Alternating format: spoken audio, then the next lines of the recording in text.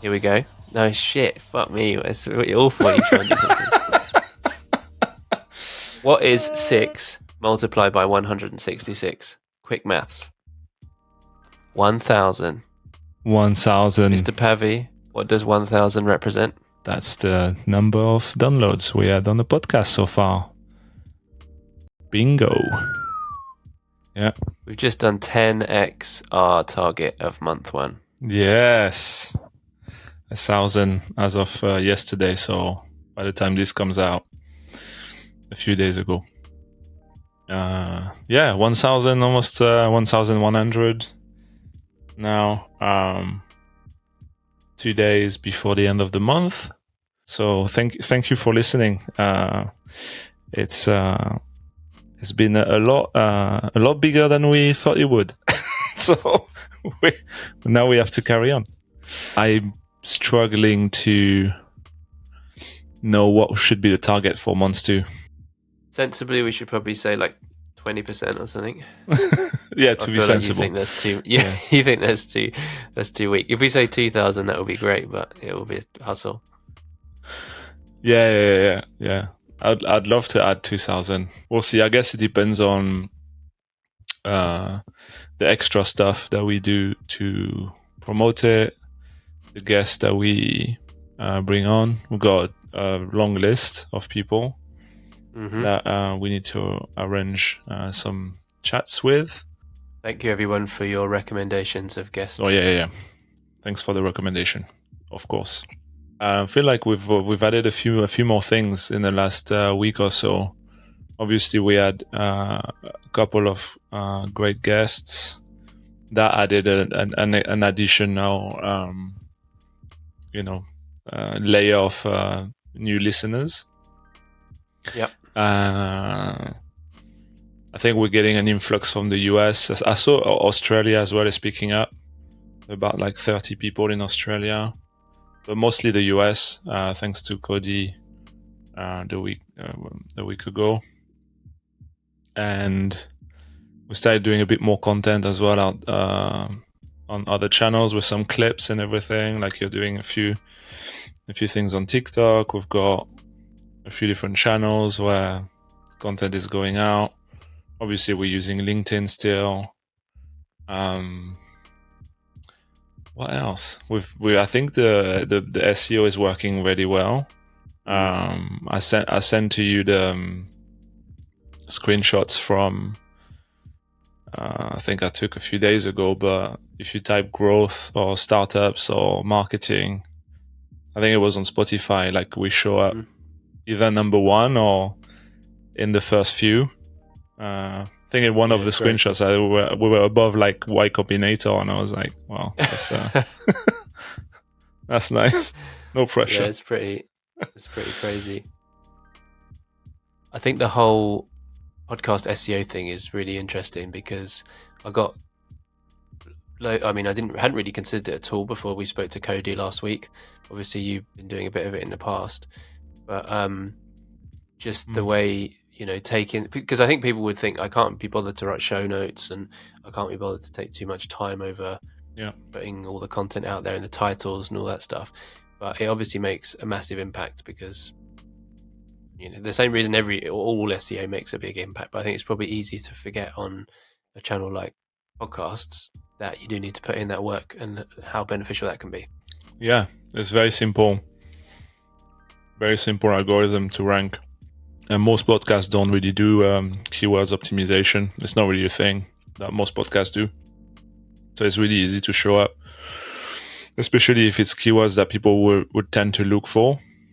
You can grab a few new listeners that way. And just in case it wasn't clear, for those maybe watching on YouTube, there's only a few of you guys, but I am eating a nice lolly. So if you can hear some noise, it's me eating an ice cream. But I'm almost finished. So I'll do my best to remove any of the disgusting lip smacking noises when I do the edit. Turn it into some kind of weird ASMR thing.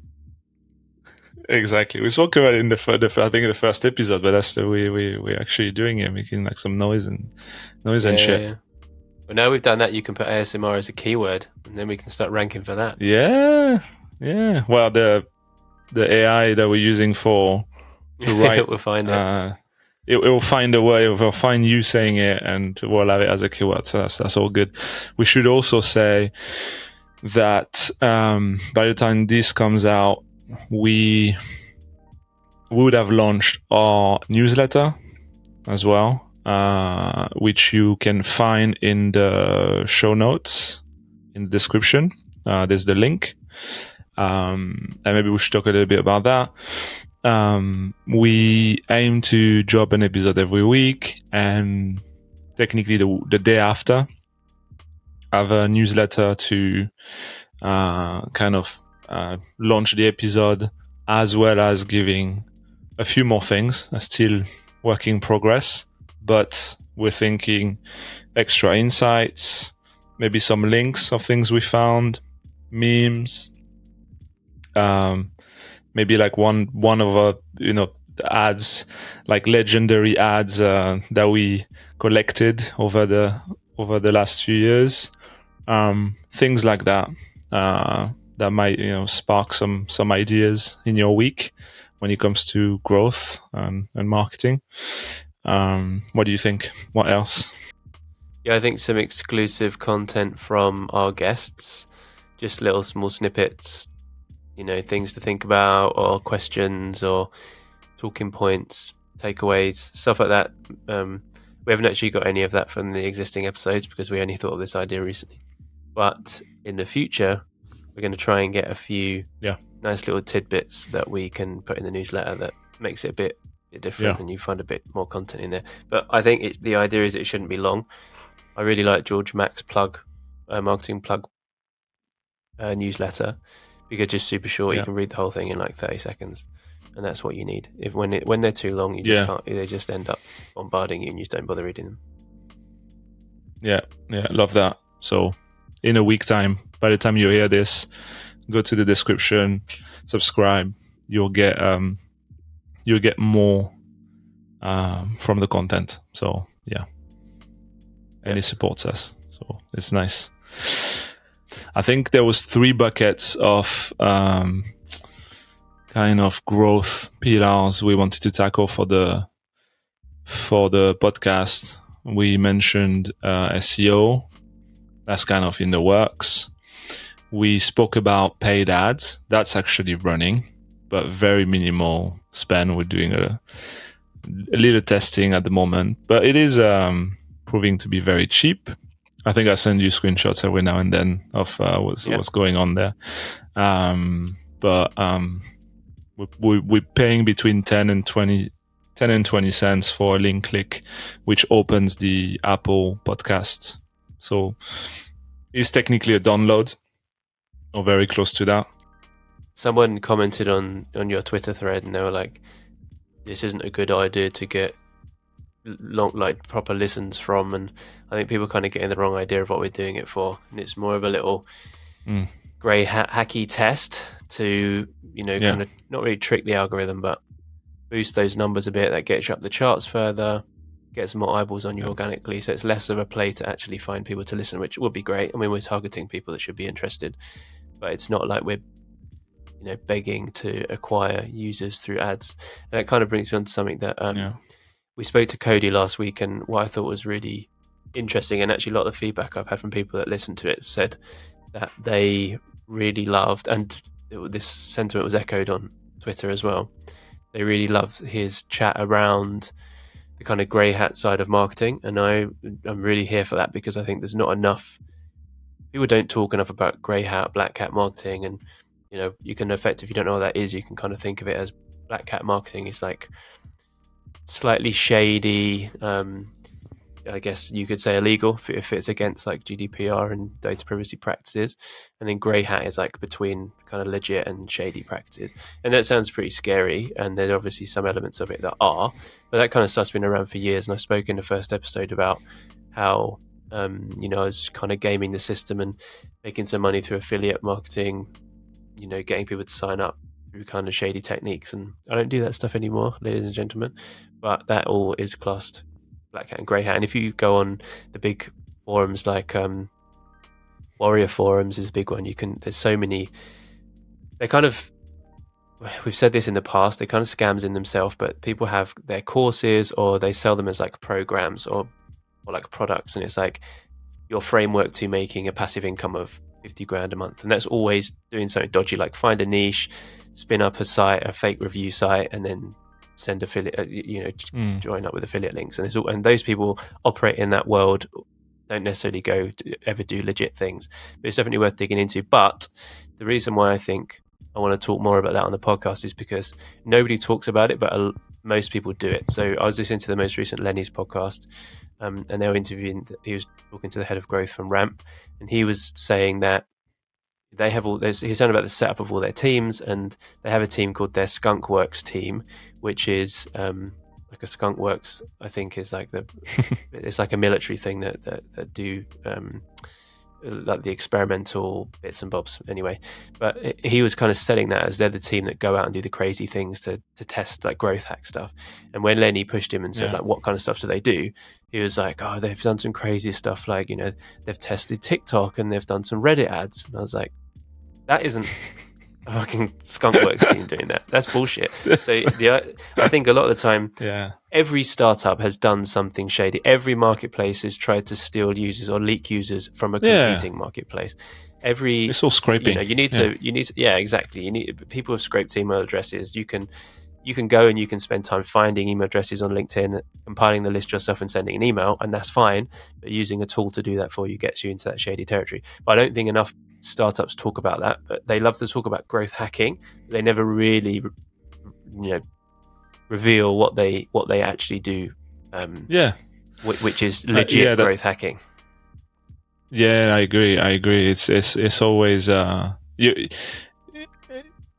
it's always a time that startups or people who do that kind of stuff tend to forget very quickly. When they get to a certain size, they push it to the side. But I don't think there's anything wrong with any sort of scraping. Also, like you said, like most of the startups or big business that we use nowadays, like Airbnb, for example, were based off scraping Craigslist in the US, and there's nothing wrong with that. eBay, probably the beginning of marketplaces, like they all came from like scraping the data that was available somewhere else at some point. Which brings me to the third point, which third growth tactic that we haven't started yet, that we might start soon, is cold emailing, which seems to be working really well for podcasts as well. Just basically sending someone the link of the latest episode, a little summary, one link, and apparently if the targeting is good enough and what you're sending good enough, obviously if you've got like a good product or something to offer that has value, for example a podcast, and is relevant to that person, someone in marketing, a head of growth, whatever it is around that field, there's a very likely chance that that person's going to open that email, listen to the podcast, and if you're lucky, become a avid listener to the content. I think it's just a way to accelerate the distribution, the awareness of what you do to the audience you're trying to attract. You can take it the slow way, and I think there was a tweet from Cody actually saying like first time founders will focus on doing some like write a Medium article, and take it the slow way, and then the second time founder would just scrape emails and blast their potential audience as fast as possible. But it's about what we were talking about last week with him, which was really interesting. The notion of being a speck and creating mass and gravity around you to attract attract more and more customer or more and more users over time. and getting some size as you do, which is interesting because I was telling you I wasn't using this example the right way. For me, it was fighting gravity, and for him, it was creating gravity by being the little speck. So that it works both ways. You told me, which is true, but it's very different way to explain it. And I love that stuff because I love the film Interstellar. So everything that is about space and gravity, to the point where I don't really understand it, I love to use as an example. I think it's cool. I love that example. I'm definitely going to use that. Definitely use that a lot. And if you go through Y Combinator, you basically have to hit 10% growth month over month, and Paul Graham will say, if you ask Paul Graham what is growth, he would say anything to get you that next one user. The founders of Airbnb, when they're going through YC, they were out literally knocking doors in New York to sign people up on their doorstep to just get to that 10% of additional growth. And that is what growth is. Anything you will do anything to get those users in the door, and that's what people need to talk about more. Totally. That brings me to something I learned this week, actually, that I've noticed, but I never really realized how I was done and how powerful it can be. And potentially that'll be part of the way we get some organic growth to the podcast and the newsletter, is LinkedIn. But not LinkedIn in the way that we previously spoke about it. LinkedIn in the sense of company pages. I always thought that company pages were bad and not getting any engagement on LinkedIn. And that's why over the years, I always focus on my profile. It was always, I'm taking myself as an example, always better to post about something myself. You get a lot more engagement, etc., etc. And I met this guy this week off the back of an announcement we did at Nude around AI, actually, this week, that we tried to get a little bit viral. It got a decent amount of traction, but that guy noticed that, and we had a quick chat. And he showed me what he was doing, and basically showed me all these pages that he grew, particularly in the field of generative AI, but it applies to any subject, where these pages have hundreds of thousands of followers, a few of them million, like 1 million plus followers on company pages. And I was shocked. I was like, you've seen them around, you've seen those massive posts going viral on LinkedIn. There's quite a few on marketing, actually. So that's why I got intrigued, because I was like, okay, I've seen those around. There's one by Dan Murray, the Marketing Millennials page or group, which is quite big on Twitter as well, like his profile, but as well as that group, that page on Marketing Millennial page on LinkedIn is 100,000 plus followers, right? And the way these pages work is that they do not go for original content. Never. It's always the trick is to always echo something that is already working, and that will be prioritized by LinkedIn, because it already knows, it can tell that it's a potential viral piece of content and will give it more traction. None of these pages, very, very few of the posts are actually original posts. Most of these posts are a photo of let's take the marketing field, of a marketing campaign. Let's say, like, we all seen the Kit Kat bench, take a break, and it's like a Kit Kat bench. I don't know, like we've seen that, like those ones come back every few months, like it's like you've seen them many times, but they come back, and every time I see them, they've got like 10,000 likes and 600 comments, like something crazy. They just reuse those content with very minimal piece of copy at the top, but they do it every day, and over time these pages just amass like a crazy amount of followers. And then they use a little bit like the Facebook page days back in, 15 years ago. It's exactly the same thing. I think it was the same strategy that Stephen Bartlett used to create Social Chain. He owned all these community pages on Facebook, and then monetized those to sign big brands, right? The biggest brands. That's how the agency got started, to my knowledge. And it's happening again on LinkedIn, basically. So the formula seems simple. I think it takes time. It's not that easy, but if you can find a niche, you stick to that niche. You only talk about that niche, so marketing, being a social media manager, being growth marketing, whatever it is. Yep. And every day you talk about that often in a kind of fun way, light-hearted way, yeah. Funny, light, in a light way, and then use that as a vehicle to like plug your. Often it's a marketing agency. Plug your marketing agency. For us, it would be plug the podcast or plug the newsletter, and grow that way. So we started one. That's the short answer. The summary: we started one. We'll see if that works. I won't tell you too much about it now because it's too soon. But maybe in a few weeks, if we start seeing some traction, we'll report back.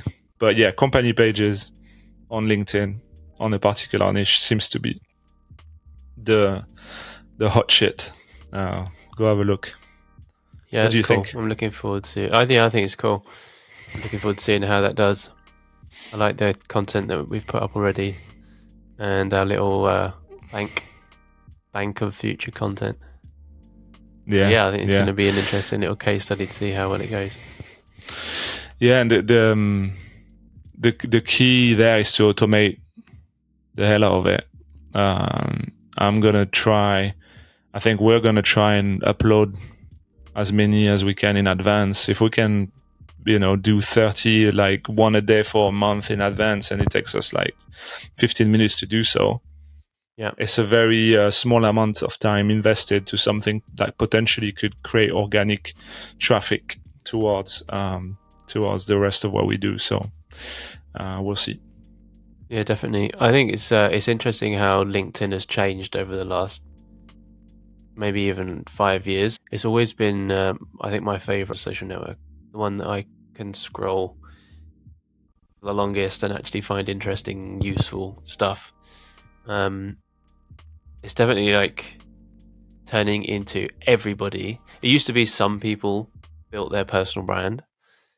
I know you've been on it from kind of day one, but now it's like everyone does.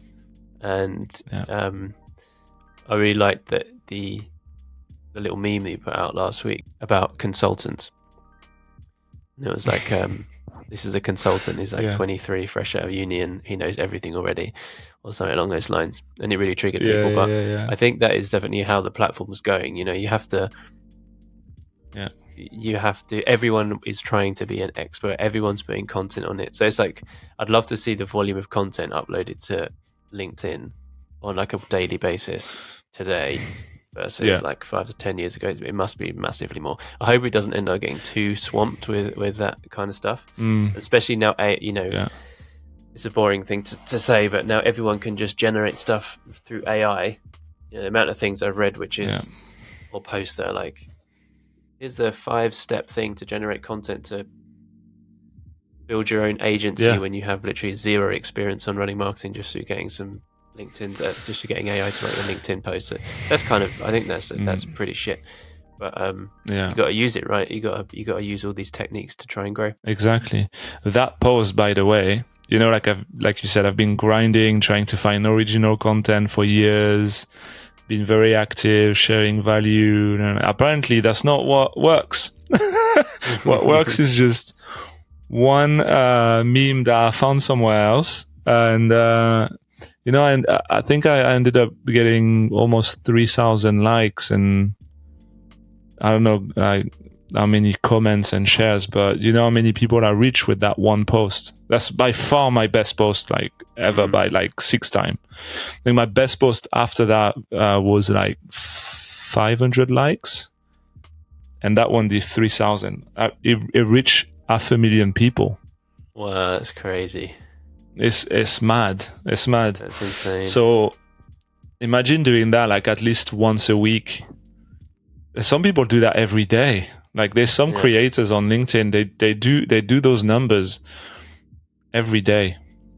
It's pretty scary, isn't it's it? mad. Well, not really scary, but it's crazy that that 500,000 people have, we've all run ads and things for businesses that have reached that many people, but it's never like connected to your face and to your name. You can say like 500,000 people now have seen your name. There's not many people can say that. Yeah. How many did you get? How many followers did you, or not maybe as an exact number, but did you see a big boost in followers from that? Yeah, I got like about between 300 and 400 new followers off the back of it. It's which is nice. I feel like we spoke about that with Emi, the dopamine hits that you get when working in growth. I physically feel like the ups and downs of the job when the targets are hit or when the targets are missed. It really impacts my mood, and I never really thought about this more than that until recently, and realized that it was probably all linked to the dopamine hits that you get when you growing, when the business that you work for or your business is growing, you're hitting your targets. You feel you're like in a constant level of high every day. But once you get one or consecutive bad days, meaning you're not hitting the target, I physically feel like almost like depressed, like you really come down from almost like coming down from drugs or something. Not that I know what it is, but that Wednesday after the Saturday feeling. Do you know what I mean? Do you feel that way as well? Yeah, I know what you mean. Definitely. We did touch on this a bit with Imi.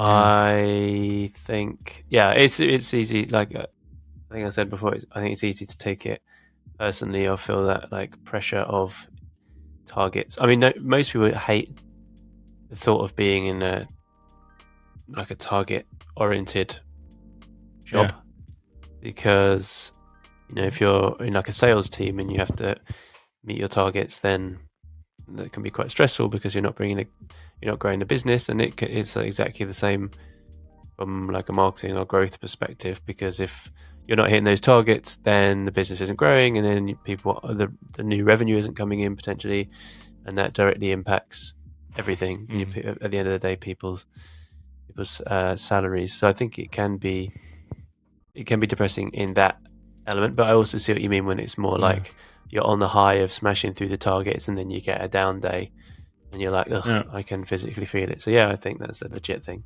Yeah, it reminds me of sport when I used to play basketball. When you get like on a good phase and a bad phase, like the way it affects you physically feels very similar. And I think I remember when we spoke about this with Amy briefly. I think the thing that I didn't mention is that I can't dissociate with it. Like it's really hard to just try and leave it at the door. Yeah, leave it at the door. Yeah, it's because it's a physical reaction. It's really hard because it's a physical reaction to the brain. Like dopamine is a chemical. It's a chemical reaction to you. So it's not just a mindset. And I find that, I guess what I'm trying to say is like, it's interesting. It's interesting to realize it's happening, and then try and find a way to deal with it. But I don't think is as simple as saying, you need to, things like work-life balance and, switch off, switch on. Like I don't think it's that easy at all, because I know it does affect me in a much deeper way than that. And I'm sure some other people. So how do you deal with those it, kind of roles? I'm just trying to be aware of it. So when it doesn't surprise me anymore. I guess that's my way of dealing with it at the moment. I know it's happening. I know it's because of that. Because it's not necessarily that obvious. Because it's more like it's energy. It's physical, and very quickly knowing that it's most likely related to the fact that you didn't have those little dopamine hits from the numbers, your latest LinkedIn post. Like it can go that deep, like you didn't get enough engagement on whatever. Like it might happen to us with a podcast eventually when we get to like maybe 10x the numbers, when we get to like 1,000 listeners an episode, and maybe one episode we get down to 500. Maybe we might feel that way as well, because we're getting excitement. Yeah, I quit. We're getting excitement on the way up, but yeah, if he slows down. Yeah, I guess that's the problem with social media as well, right? And Facebook or Instagram taking away over the years, taking away like the visibility of followers and that kind of thing, because people do get addicted to. I guess addicted to the positive. It's the same thing, right? If you're putting content out there on Instagram, you're doing it because you want some kind of positive engagement back to you, and you get addicted to having that positive validation.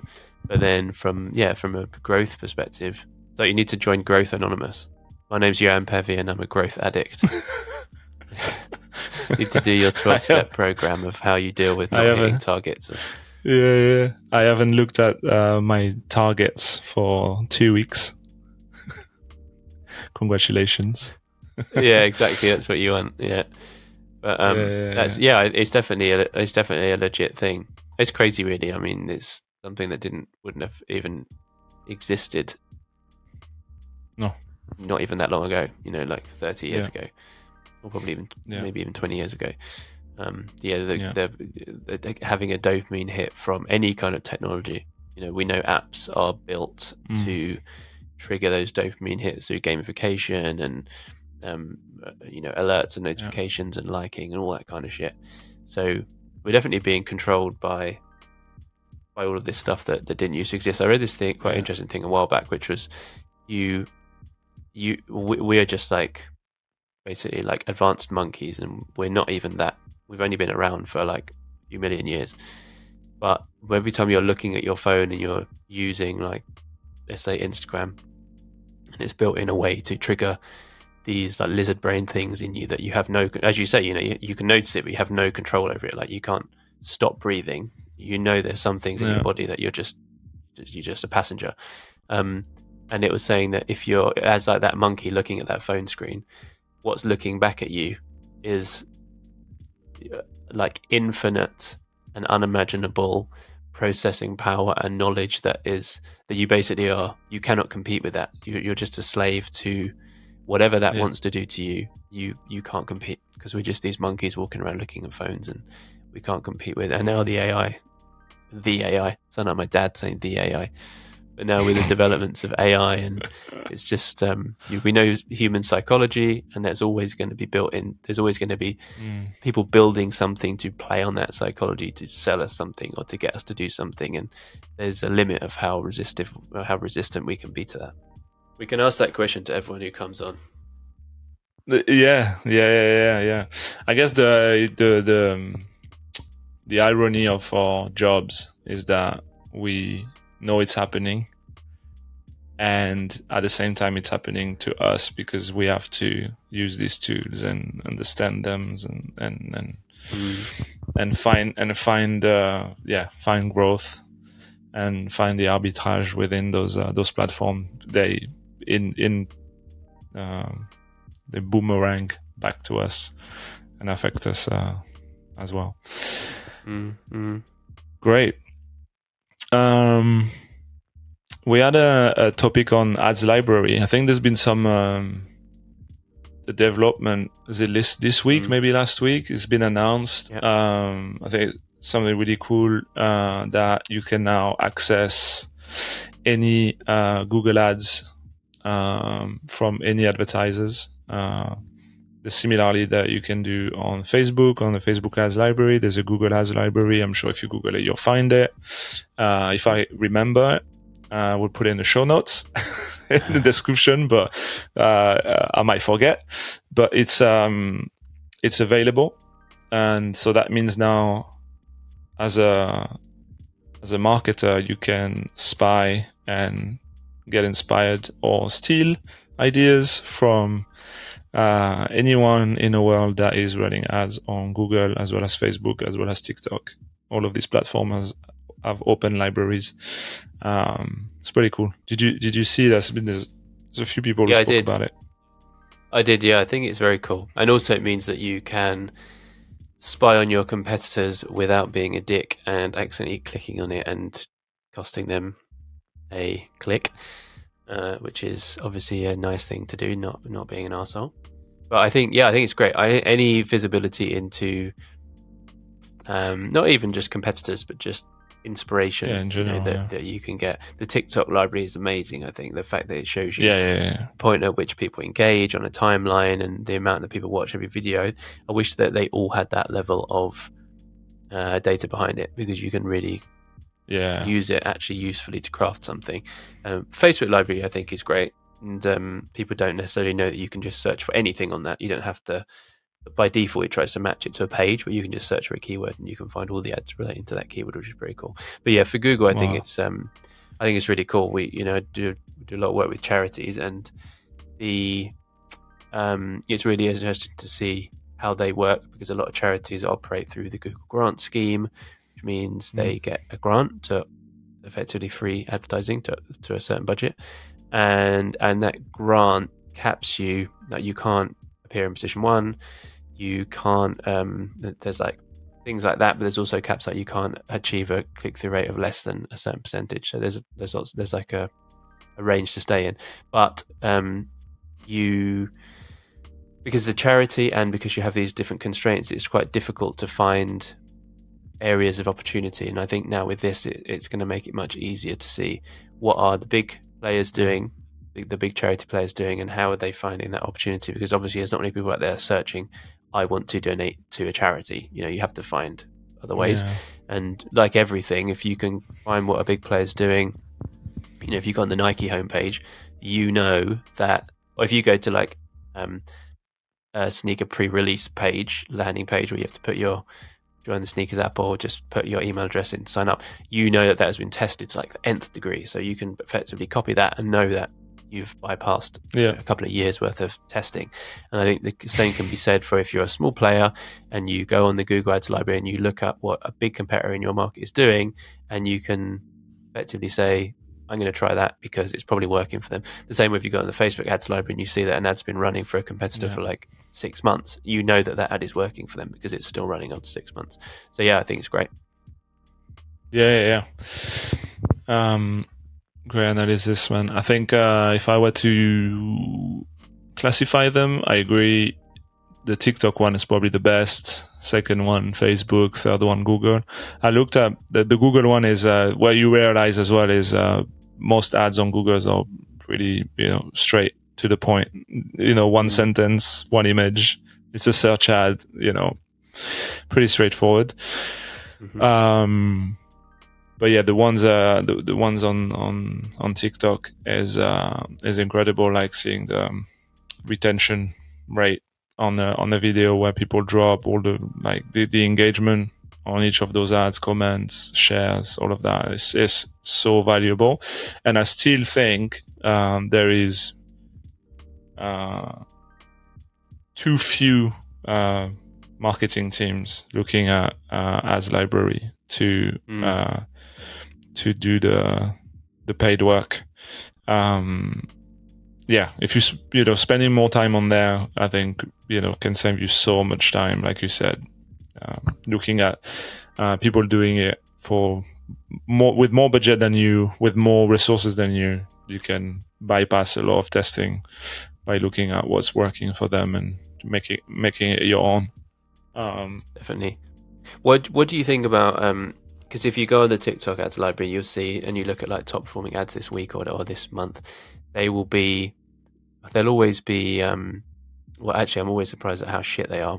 And people put in so much effort to make a nice ad, but it turns out that it's the shit ones that work, which is always the way. But I saw this post on LinkedIn recently, and it was saying like, "This is a bad ad," and it was a Nivea. I think it was like some Nivea body butter thing. I know it was a Nivea night cream, like a night moisturizer, and the lid was like slightly off, so you could see like an arc of the white cream inside, and it looked like it was like a moon, like a half moon. And I thought it was like amazing. It's like amazing brand ad, and I love seeing that stuff. And I know that when we've been going through for the thing you spoke about earlier about the LinkedIn business page, we've been going through and finding some really nice ads that are, for all intents and purposes, brand focused ads, because a brand focused ad is typically much more creative than like a direct response focused ad.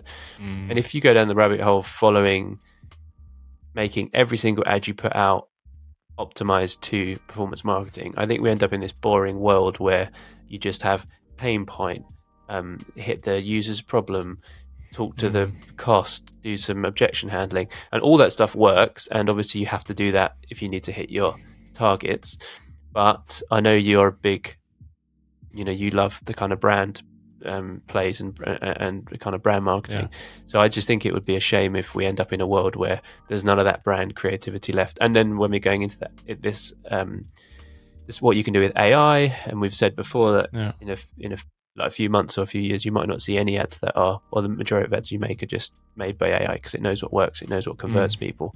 But what do you think about potentially the eventual death of like the big brand ad? I don't think it'll go away, because you always have will always have those big brands. Like I'm thinking of drinks as well, like Pepsi, Coca-Cola. Like Pepsi is known for still doing this kind of like very creative, like using the best agency and having like, I think one of the most recent one I remember from them is taking the wrapper of competitors, so it makes the Pepsi logo off of like was it Pepsi or Burger King? Oh, I can't remember. But actually, I think that was Burger King. Now you've said that, because I was thinking, I'm sure Burger King, yeah. So it was a McDonald's wrapper, and it'll create the Burger King. So I think that's never gonna go away, because there's always a space for that, especially for the like big brands, and that's fine because they've got the budget for it. I think it gets harder when you're on the up and you don't have the budget. It goes back to the debate, like what's your brand versus performance mix. I do think that when you're small, there is a limit you shouldn't cross when it comes to spending on brand. I think most of it should go on performance to go back to what I was saying at the very beginning, to create mass and attract people to your business, create momentum. You're not going to do that by you won't have the budget to do that with like a very creative best agency, best idea, and out of home and all these very expensive kind of mediums. You'll probably do that by finding the arbitrage on the digital channels with a very performance driven or kind of creative, but that's fine. I think even at that level, you can still have some brand.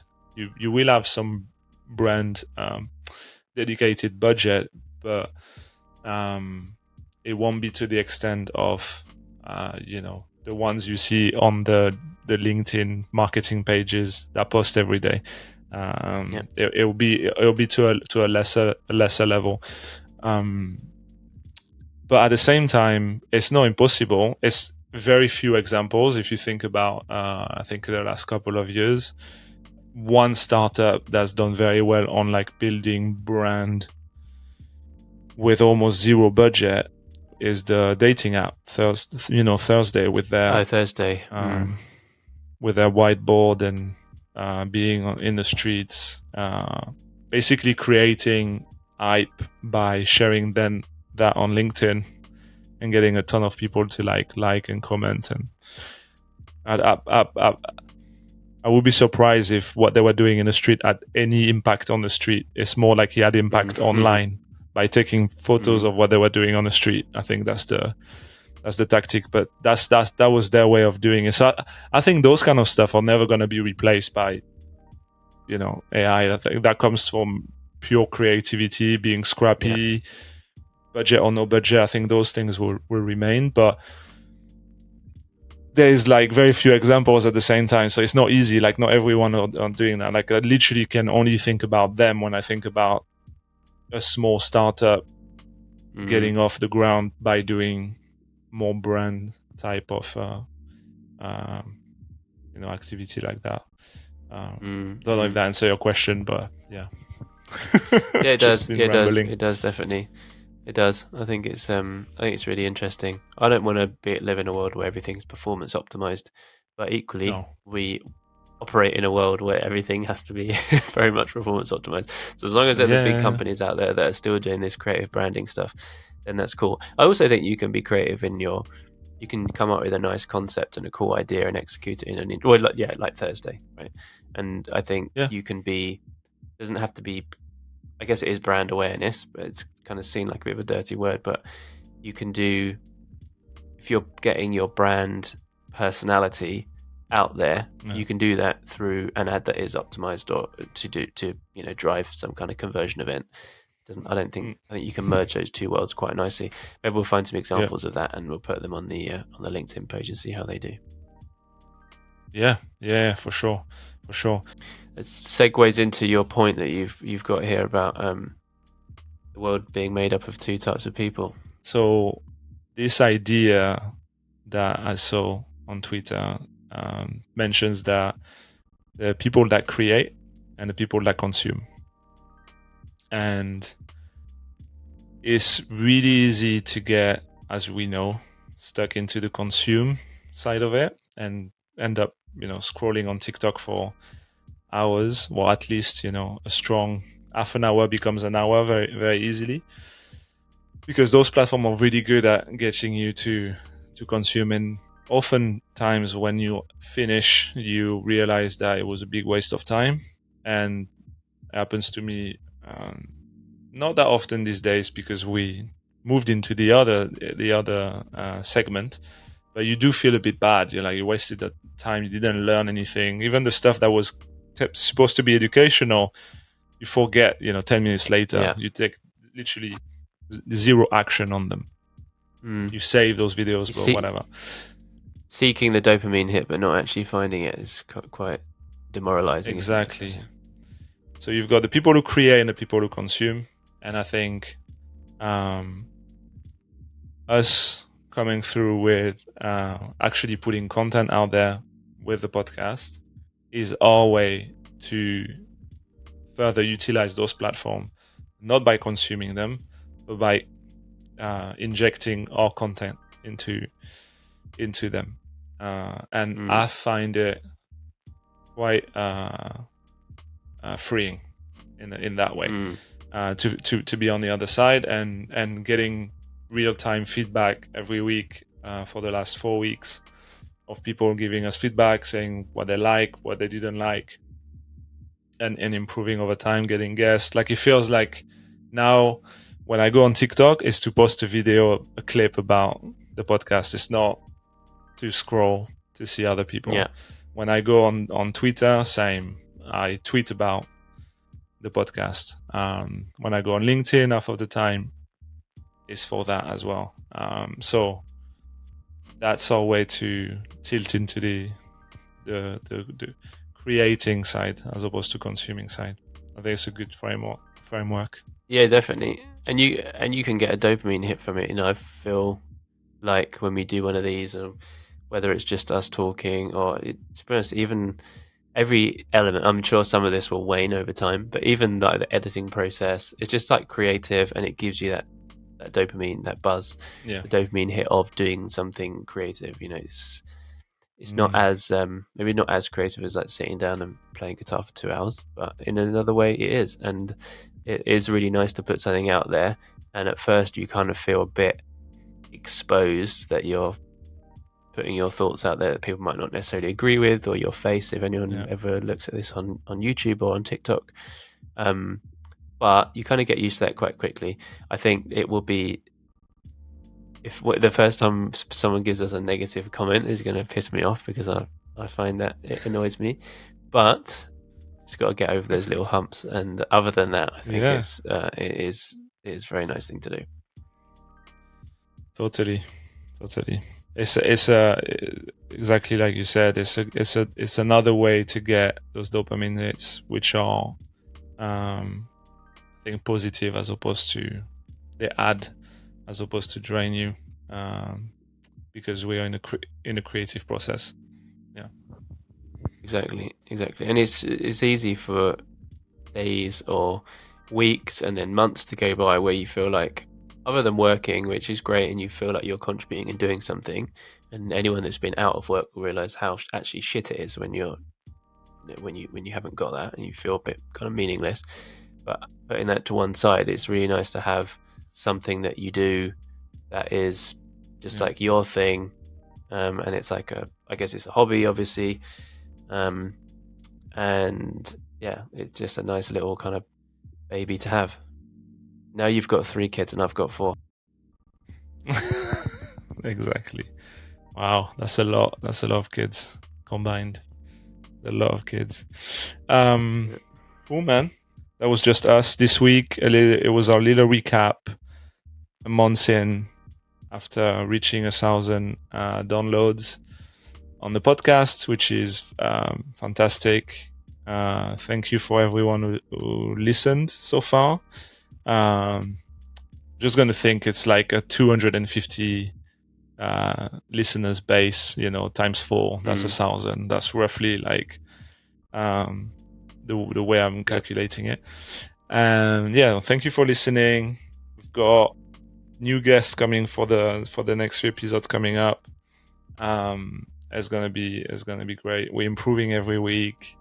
We get into the rhythm. We've got a newsletter that's launched, and a bunch of content going out on different channels and stuff that you might find as you're on there.